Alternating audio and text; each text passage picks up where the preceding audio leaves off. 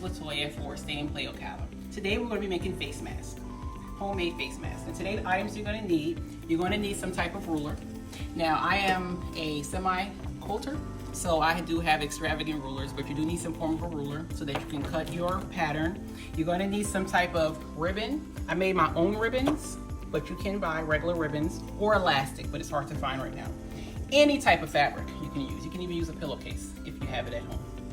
You're going to need some type of scissors. I use rotary scissors because that's what I use for my mats, but you can use a regular scissors.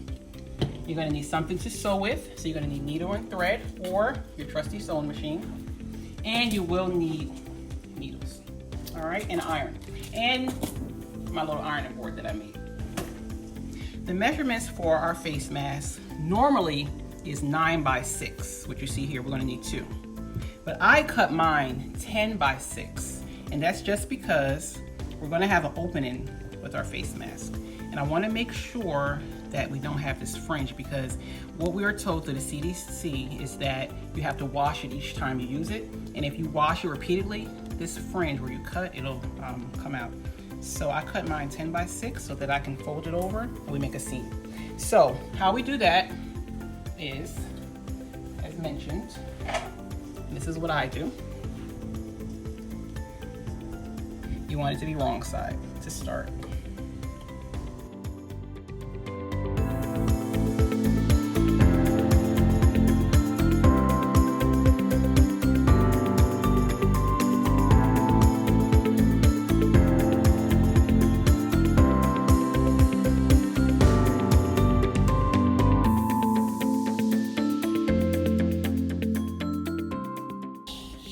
How you get that seam? Okay.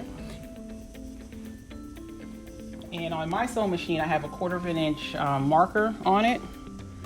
But if you don't have it, just put it down. You just want to make it straight down the middle. And so what I normally do is when I sew, I follow that line, but I always back tack a little bit, right? And then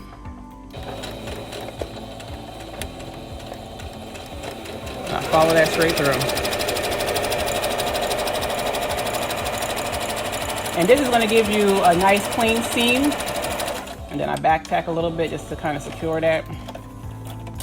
And so what this does, you see, gives you a clean seam, okay?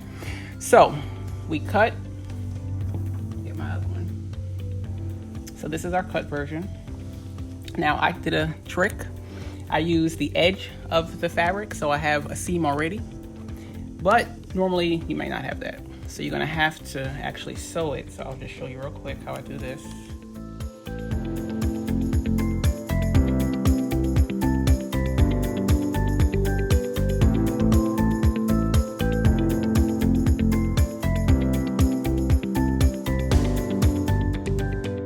And it'll give you that 1/4 inch seam, okay? So let me go ahead, and I did that one. So now, once we do our 2 seams, we did our seam there and we did our front seam. This is where our pocket for the filter is gonna go. So you can choose whatever filter you want to use, but there's gonna be a pocket for the filter. And so what we're gonna do now is measure it with your ruler. So to be, 3 and 7. And so you wanna have at least, like 4 right there. So you can actually mark it, just so you don't go past it. So we said 3, we said 7. And you can use clips. They have clips for this. I just don't buy a lot of extra things when I knew I can use it from home. So I use a regular needle. I make sure that, and I saw where that was. Make sure it's even. And remember, I always back tack it. And take it back just a little bit just to secure that. And then, you can travel down that same line. And then what I do is I don't even take it off.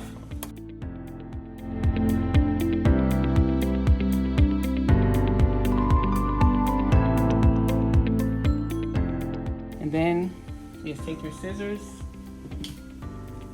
you snip that. There's your opening. Okay.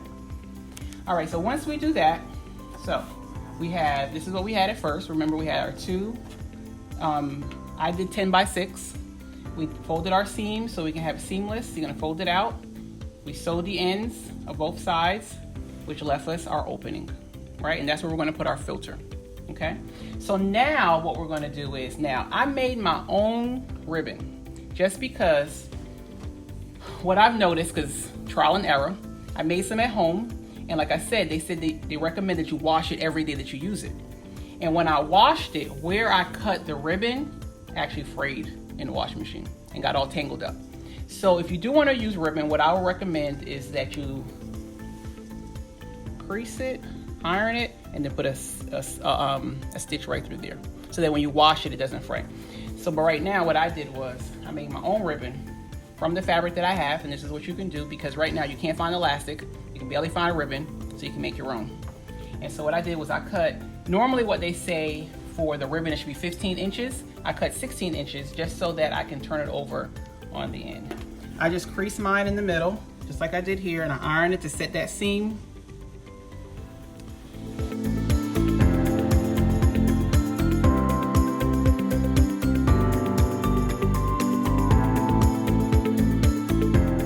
Ironing, to me, it works for me better than needles. And so this is what we have. And what we're gonna do is, now I will do a 1/4 of an inch seam on this. So I'm gonna use my marker right there.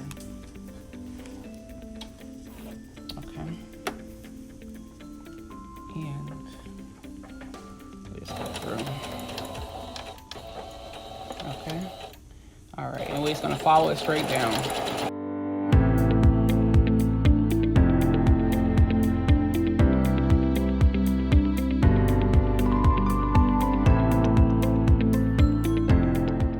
All right, and so on this end, what I'm gonna do is, no, this end's a little bit longer. I'm just gonna fold it over a little bit. I'm gonna do a quick little stitch right through it. And you don't have to do this, it's just what I'm doing. All right, and you make your own ribbon. You can do this for your kids' hair. I used to make my daughter's hair bows when they were younger. So this is what we have. And so what we're gonna do with this, so we have our 2 ends.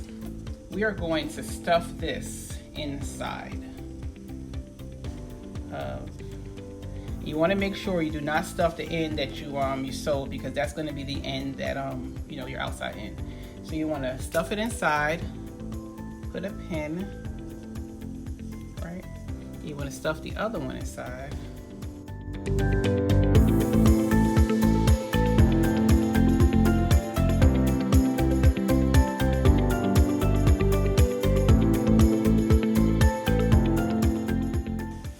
And this you do want to back tack, just because you want to make sure that this is secure.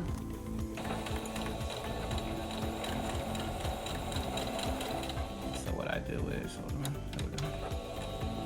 All right, there we go.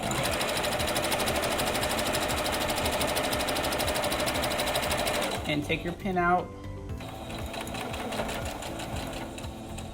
All right, good deal. All right, so you have that one done. And then you stuff those back in, and then you're gonna go into the next one. We stuff these in.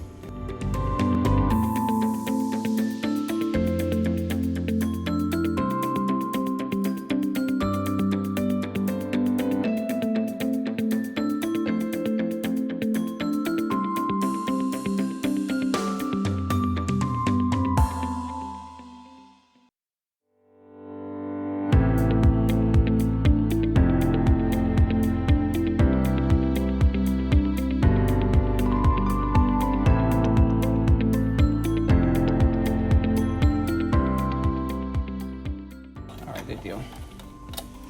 All right, so I just cut off all that stuff. And then turn it inside out. Now, one thing I did not say that you can use is something pointy, just because you can push it out, so you can push your edges out. And I do not have a I use a writing pen. Some people might blast me for that, but that's what I do. And so when you take it out, this is what you have. You're gonna iron it. Okay.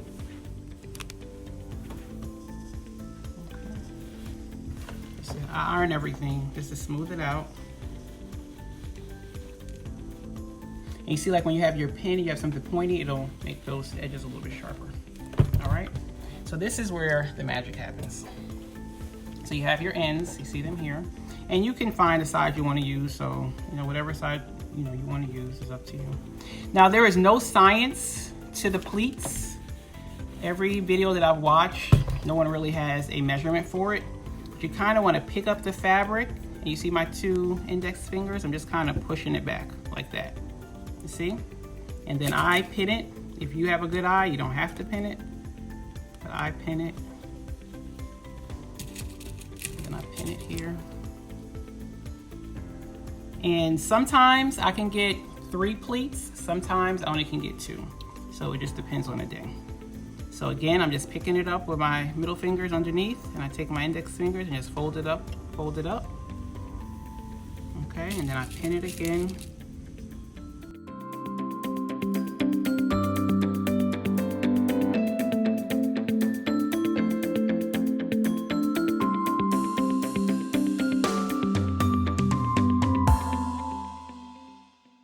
And then what I do is, so then I set my seams again. Okay. I just go down and I kind of push it through a little bit. Take your needle out.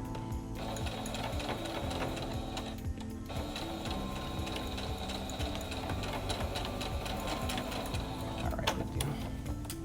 And then do the same thing on the other side. I know this is weird, but I find it better to sew down.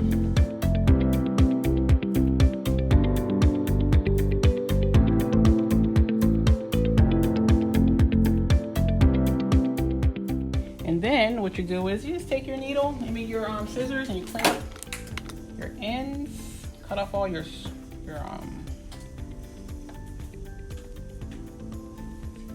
just clean up your ends the best you can.